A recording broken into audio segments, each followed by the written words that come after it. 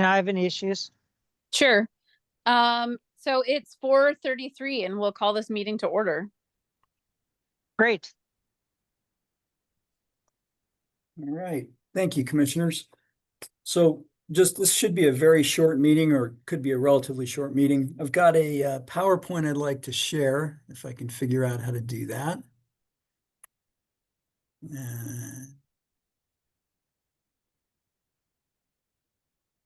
Oh, that's looking pretty good. Okay.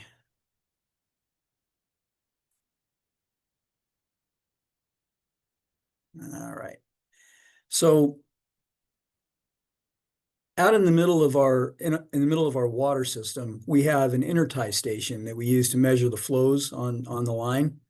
And we've been struggling for a while to figure out how to serve that. We were serving it off the station power from the old Intalco sub, and now it's being fed by construction power, essentially off of a generator at the Intalco demolition site.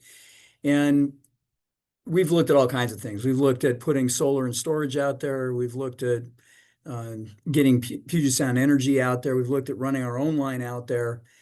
Puget Sound Energy was about $2.1 million to get this served. And we're talking about the amount of load that's less than the average house. Probably a single wall plug could suffice to serve it. So teeny tiny load, but it's critical to our system because it really does provide the valving, the automatic remote valving for our intertie between our two main water lines. Now, at the same time, the destruction or the demolition of the Intalco site's been going on, and AltaGas approached us and said, "Would you be willing to serve that site?" And when I got here, one of the things that I kind of said was that, there's three things we can do as an electric utility. We can do nothing and just leave everything as it is. We can do organic growth, and that is growth that's somewhere near our transmission line and, calve off substations and gradually grow, or we can municipalize. And at the time, looking at municipalization didn't make a lot of sense financially. Doing nothing, while you can continue to do that forever, you really are at single customer risk when it comes to a financial perspective. And so when AltaGas came and said, "Could you actually look at this?" Our answer was, "Well, sure, of course, we'll look at it." The second slide here really just talks about what I just covered, that we've got the intertie and that the demo of the Intalco site is going to take power away from that. So we looked at three different options. One would be for us to run a line out there, serve Intalco or serve AltaGas, and also serve our intertie. One was, of course, to have PSE do that. And then the third was a standalone option. The option C and D ended up not being viable.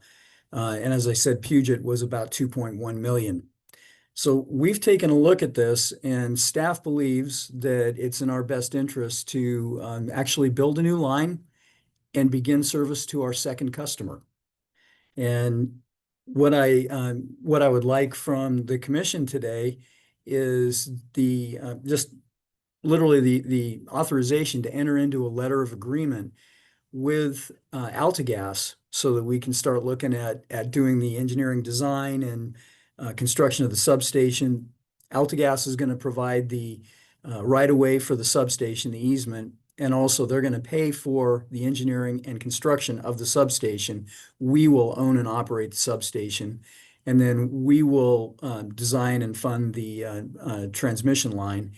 And of course, we'll recover the costs of the transmission through our rate structure. Now, one of the early questions that you guys logically could ask is, well, how are we going to pay for this? Some of it's going to come from AltaGas, but the rest of it, we're going to do either a line of credit, a long-term bank loan, or perhaps sell bonds. We haven't decided how to approach that yet. So, at this point, all options are on the table, but we can do that. And the amount of money that we're talking about, $3 million, $2 to $3 million, somewhere in that neighborhood, is very doable from a financing perspective.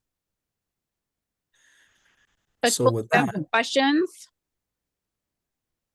Yes. To me, this is unique because I think it's the first time that I recall that the PUD has considered a investment on an expansion that wasn't backstopped by our customer?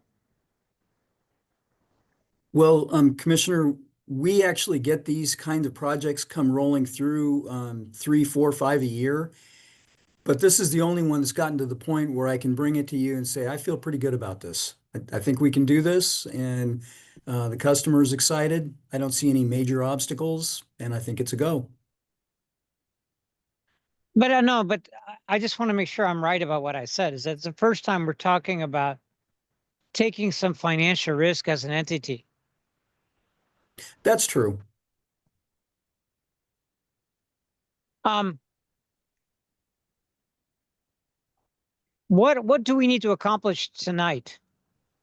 I just need the commission as a whole to authorize me to enter into a letter agreement with AltaGas, and we can start everything rolling. That'll get us to where we can do the design contract with Toth Engineers and get moving on this. And what's the scope of the design?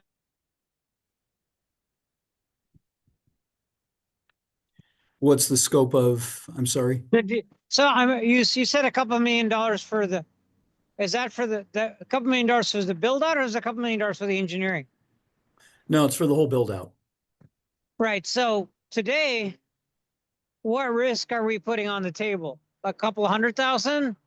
Well, I'm not sure that we're putting any risk at the table because AltaGas has already said verbally that they would reimburse us for these costs. oh, So, see, Chris, that's what I was trying to get at. okay. Every time we've talked about this kind of an engineering project, we've always heard from our potential customer, whether that's Phillips, for example. Well, let's just talk Phillips. We actually did some serious investigation work, and it was backstopped. So that's what I'm trying to understand. Is this expenditure backstopped by our customer? Yes. Okay. Well, then it makes it a lot easier, right? Yeah, well, it's backstopped by our potential customer. Yeah.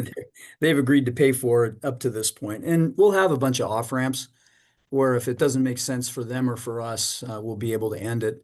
The letter agreement is non-binding, but it is enough to get us going on this. Um, and I've thrown the letter agreement up. I don't expect you guys to read it right now. CSD has gone over it, and what I'm asking is just for you guys to say, yeah, this sounds good. Go ahead and proceed, and I can sign this and get it going with AltaGas. AltaGas, that is, has already taken a look at an earlier version of this. This is not a final version that we've got because they haven't agreed to this version of it. But the changes that CSD made were relatively minor. Well, I think this is really exciting. And Atul, if your questions are answered, I'll just make a motion to allow our general manager, Chris Heimgardner, to enter into an agreement with AltaGas for the installation of power line and substation construction. Before we go into that motion, Jamie, I lost audio for a minute. Before we go into the actual motion, can I just want to ask another question? Go ahead, please. Okay, so worst case, what financial risk are we exposing ourselves to at present before the next general regular meeting of the commission? No additional risk. Really? Okay. Well, I don't see any issue with then giving you the go. You want a head nod from the two commissioners that are present, basically. Yeah, more than a head nod. I think, Jamie's made a motion, and if the motion's approved, then I'm good to go. The reason is I can sign engineering documents and everything else up to 100,000, and then I need your permission. I know that Right. this is going to be more than 100,000. No, That's why I'm approaching up front. I think you're handling this really well. I think it's really appropriate for you to come to the commission for something that is a major potential undertaking and call a special meeting for that purpose. Thanks for doing that. I'm 100% in support of that, and I am fully in support of this. And I just want to explain why I'm fully in support of this is because this organic, taking a bite at a time approach to growth of the PUD's services and functions for the community. That it totally makes sense to me. It's just that there's one commissioner who is not present, and I recognize you made level best effort to get that commissioner. I just want to make sure that we bring this up on the next regular commission meeting and make sure we confirm the position at that time. As a matter of fact, what I'm planning on doing is, if you guys authorize me to do this, was to put it on as part of our old business. So it would be there for every one of them, and give you an update every time. Okay. All right. Sorry, Jamie, I didn't hear the motion. Could you repeat the motion? Because my audio was cut off. Jamie, you're muted. So the motion was to allow Chris Heimgartner, the general manager, to enter into an agreement with AltaGas for establishing a substation and a power line. I'd like to second that motion. All those in favor? Aye. Are you in favor, Commissioner Arnett? Oh yeah, I said aye. Okay. I was just smiling through it. That's great. Well, this is a historic day. If you think about it, it's been more than 70 years since we hooked up our last electric customer, and maybe the next one is now in sight.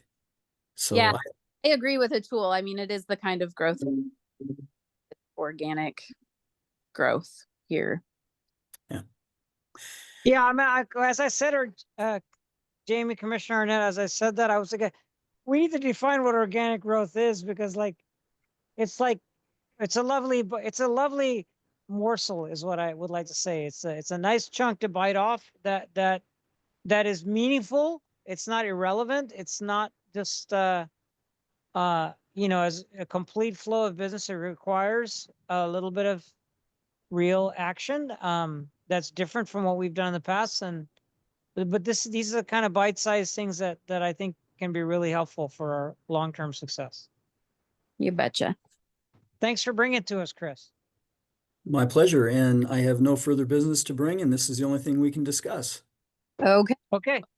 All of the business is done. That we will adjourn the meeting at 6. Thank you very much. Thank you. Thank you. Bye-bye.